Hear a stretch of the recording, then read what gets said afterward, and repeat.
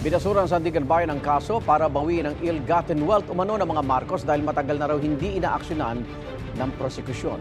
Noong July 30, 1987 pa kinasuhan ng Presidential Commission on Good Government o PCGG sina dating Pangulong Ferdinand Marcos Sr., dating First Lady Imelda Marcos at kanila umanong crony na si Fernando Timbol.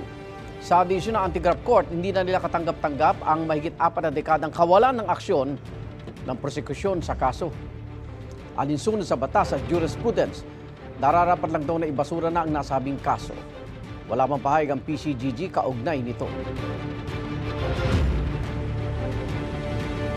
Igan, mauna ka sa mga balita, mag-subscribe na sa GMA Integrated News sa YouTube para sa iba't ibang ulat sa ating bansa.